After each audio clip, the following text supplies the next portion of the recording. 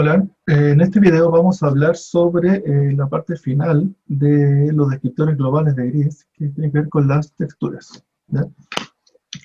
En la parte previa de este capítulo hablamos sobre los descriptores de intensidad y los descriptores de bordes, ¿ya? Por ejemplo, de los descriptores de intensidad, el vector de intensidades, y el OMD, que tiene que ver con calcular el orden de calcular el gris promedio de la zona y el orden relativo entre ellos. Y luego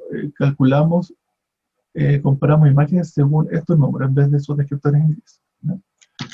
Luego calculamos el histograma de intensidades, histogramas por zonas, histogramas de bordes, o histogramas con estas orientaciones, y hasta que después hablamos sobre la transformada de Fourier, la ST, y ahora vamos a hablar sobre los descriptores de textura, ¿ya? El primer descriptor que hay que hablar es la misma DST, donde da una imagen ya con un paisaje, calculamos una DST. En principio, para una imagen de m por n, la DST son los mismos m por n coeficientes, ¿no? Donde nos van a interesar mantener los primeros eh, eh, n por n, digamos, n por n coeficientes, y los otros se van a descartar, porque los coeficientes de menor, de las frecuencias más bajas, que son los que representan en forma global una imagen, pero dentro de ellos, el primer coeficiente DST de 0,0, que como lo vimos en la transformada de Fourier y en la DST, tiene que ver con el gris promedio, con el promedio de los grises, o con la intensidad promedio, o con la suma de los píxeles, y que cuando uno está buscando por similitud, ese valor en realidad no es muy interesante. De hecho, es un valor que uno quiere ignorar, porque si es que uno quiere ser robusto a cambios en la intensidad global, ¿ya? Así que ese valor no se ignora y se van a quedar todo el resto. Y de esos valores, en realidad, por ejemplo, así van a quedar entonces n cuadrado menos 1 coeficientes, ¿ya? Si son 8, entonces van a quedar 63 coeficientes. Y estos coeficientes float. Y lo que se va a hacer, al menos en este paper, en este trabajo, lo que ellos quieren hacer es reducir ese número, eh, redondearlo, cuantizarlo, pero a una forma extrema de bits. Cada uno de estos coeficientes float se va a convertir en un bits. 0 o 1, 0 si es que es un número chico y 1 si es que es un número grande, ¿ya? Un número pequeño 0, número grande 1. ¿Y cómo se define eso? Mirando la mediana de los n cuadrados coeficientes, ¿no? Al hacer eso, los n por n coeficientes, los 63 coeficientes se van a convertir en 63 bits. Y esos bits, en realidad, es un número, es un long int. Y vamos a poder comparar entonces la imagen, los, digamos, 640 por 480 píxeles, se llevan a un long int. Y vamos a buscar entonces en una base de datos de imágenes, una colección de imágenes, vamos a buscar otras imágenes que contengan el mismo long int. Y eso es decir, es buscar colisiones, el mismo número, o si queremos ser un poco más robustos, buscamos las imágenes cuyos descriptores se parezcan en la mayor cantidad de bits. Y buscamos por distancia Hamming los que tengan a lo más, no sé, 2 bits de diferencia, ¿ya? Y buscamos idénticos con una función de Hatch, bueno, o la distancia Hamming, ¿bien? Esta descriptor se verá que falla bastante porque es demasiado extrema la compresión, pero en este trabajo no es problema porque están preocupados de buscar en videos, buscar repeticiones, secuencias como ejemplo comerciales, en videos donde uno tiene 30 frames por segundo. Entonces, y si uno quiere guardar miles de horas, la cantidad de información es tanta y una compresión tan extrema, cada uno de estos va a ser un int, que en una secuencia, no sé, de 30 segundos que dura un comercial, guardar solamente con que encuentre unos cuantos dentro de esos miles de frames del comercial ya es suficiente para detectar el comercial, ¿ya? Para detectar la secuencia duplicada, ¿ya? Entonces, por el caso de uso que ellos se permiten ser tan extremos en la compresión, ¿sí? Otro uso de la DCT tiene que ver con el descriptor OMD, que explicamos recién, y que si es que si uno se da cuenta que la DCT de una misma imagen, o sea, esta es la imagen, estos son los grises, y esta es su DCT, estos son los coeficientes, y esto es la misma imagen, pero hecha flip. Flip es hacer un reflejo horizontal, y uno ve la DCT del flip, DCT del flip, uno se da cuenta que los coeficientes son esencialmente los mismos, solamente cambian el signo, y por tanto la propuesta aquí es que hacer el OMD, pero no sobre los valores en gris, sino que sobre el valor absoluto, OMD sobre el valor absoluto de los coeficientes de la DCT, ¿no? Y con eso vamos a crear un descriptor que es robusto a flip de la imagen, ¿sí? Y luego calculamos con distancia Manhattan cómo se calculaba el otro, o con distancia de Hamilton también puede ser, ¿okay? Otro descriptor que ya está más orientado a la textura y la transformada de Fourier es este, definido en el paper este de Mantunet, donde aquí hay que ver que cuando una imagen tiene ciertas texturas, recordemos cuando hablamos de transformada de Fourier, en la transformada de Fourier esto se ve en que empiezan a aparecer ciertos patrones y con sus propios, ¿cómo se llaman? Los armónicos, ¿ya? Entonces, ¿qué es lo que vamos a hacer? Este es el espacio, este es el dominio de las frecuencias, y vamos a intentar ir representando los coeficientes que están en el dominio de frecuencias, pero hay que recordar que las frecuencias bajas son súper importantes para representar el contenido de la imagen, por tanto vamos a tener una mayor resolución, aquí el 00. Esto, dependiendo de la imagen, podemos definir una rotación inicial del espacio, ¿ya? Y vean cómo aquí se definen zonas cada vez más grandes, y estas aquí son las frecuencias altas, y aquí van a estar las frecuencias bajas.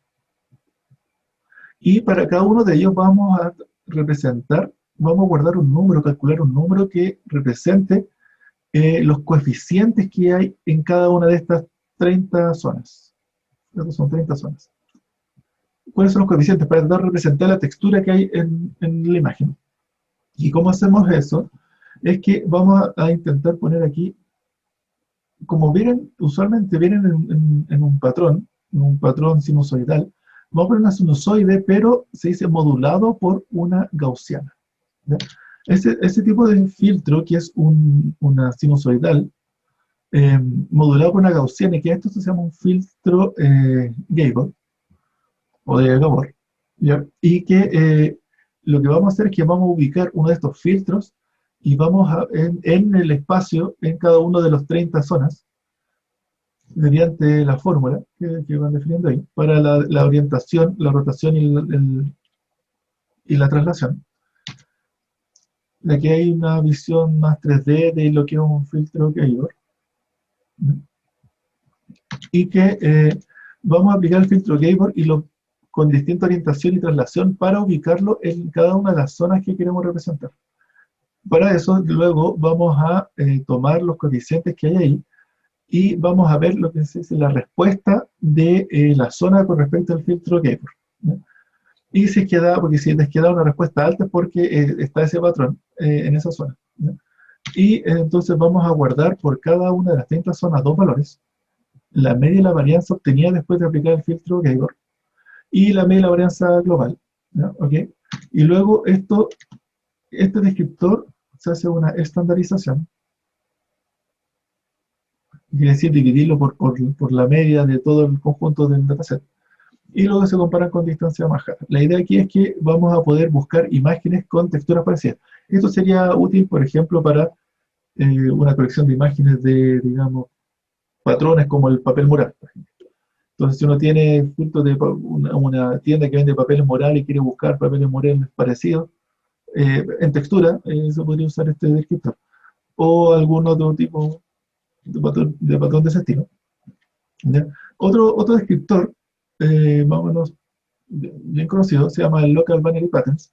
La idea aquí es que uno puede hacer una conversión y una imagen que tiene valores en píxeles, cada uno de 0 a 255, en gris, podemos convertir cada uno de esos grises a un patrón que tiene que ver con sus vecindades. Recuerden que cuando uno quiere ver estos patrones de borde o de textura, tiene que ver mucho con comparar imágenes con sus vecinos, ¿ya? Y la idea es que, por ejemplo, si tenemos estos aquí son los grises, ¿ya? Y comparamos el 70 con sus vecinos. Y como el 181 es más grande, hay un 1, como es más bajo, hay un 0. Bueno, aquí cuando es igual, hay que decidir, depende de la implementación, pero aquí digamos que es más alto. El 119 es más alto, el 27 es más bajo, el 91 es más alto, el 72 es alto y el 19 es más bajo. Vean que ahora ese patrón que se dio de el píxel está rodeado de estos números, nos dio un patrón 1011 que está acá. 10110110. ¿Sí? Que está acá. Ya, estos son los bits, estos son 8 bits. Y este número 182 ahora no representa, este 182 es el que va a haber que poner aquí en la imagen. Siempre aquí decía 70, ahora no, y ahora creamos una nueva imagen, donde para ese valor en vez de 70 va a decir 182. Y ahora para el del lado en vez no va a decir 91, que decía acá, ahora aquí va a decir lo que diga al comparar con los 9 que estén acá. ¿Ya? ¿Cierto? El 79 va a ser abajo, entonces va a ser un 0, 0, 1, etc. Entonces aquí va a ser un 0, 0, 1, etc. Y eso va a dar un cierto número, no sé, digamos 47. ¿Ya? Y ese va a ser el valor, el nuevo valor. Y notar que como son 8 bits, todos estos números van a ir entre 0 y 255. Entonces vamos a usar el mismo píxel, pero ahora no va a simular, no va a representar un valor 10, sino que va a representar el patrón de textura que tiene ese píxel. Y luego, cuando hacemos esa conversión, después podemos calcular cualquiera de los otros descriptores que hemos hecho, que hemos calculado, etcétera. Los histogramas por zona, o dividirlos por regiones, ¿ok? O promedio por zonas, etcétera, ¿ya? De hecho, quizás esto, cuando uno lo compara uno con sus vecinos solamente, eso queda quizás es demasiado local. Y las variantes dicen tratar de hacerlo, por ejemplo, más separado a un parámetro, y acá hay un parámetro de distancia del centro con el radio de distancia que voy a comparar el píxel central. También uno puede compararlo con más de 8 o con 8. ¿Ya? Y la idea es que si lo hacemos a estos mismos 8, pero más lejos, aquí nos van a quedar los mismos 0,255, pero notar que aquí los valores quedan entre medio. Entonces aquí no es comparar con valor píxel, sino que aquí hay que hacer una interpolación. Interpolar a lo que se llama el subpíxel, para lograr descubrir cuál es el valor de esa coordenada, subpíxel. Y con esa interpolación después uno calcula el patrón previo. Y si es que uno puede ir a más resolución, a 16 bits, ¿ya? Por ejemplo, o sea, perdón, 16 bits de patrones, perdón, 16 posiciones, y eso se convertirá en 16 bits, pero no queremos extender la cantidad, sino que lo que aquí proponen en el paper es que uno puede ir y probar, mirar cuáles de esos 65.000 posibles patrones, cuáles son los 256 más relevantes, ¿ya? Que más se repiten en el dataset y que permiten discriminar el objetivo de búsqueda, por ejemplo, ¿ya? Y uno puede hasta hacer machine learning para hacer un aprendizaje según el dataset en el que uno está evaluando, cuáles son los 256 patrones más relevantes de los 65.000 posibles, si es que uno tiene 16 puntos acá, cuáles son los más relevantes para poder discriminar y lograr no sé, maximizar la precisión de la búsqueda. ¿Sí? Bueno, este patrón tiene implementaciones en el LLVP, así que es bastante usado. Y pueden buscar algunas implementaciones ya hechas por ahí. Bien, para finalizar, decir que aquí hay bibliografía, también, bueno, aquí, esta es la bibliografía de los descriptores, que pueden ver ahí, y aquí hay papers. ¿Okay? Bueno, con eso terminamos lo que son los descriptores GIS. Los que vienen después son descriptores a color y luego veremos descriptores de audio. Okay, gracias.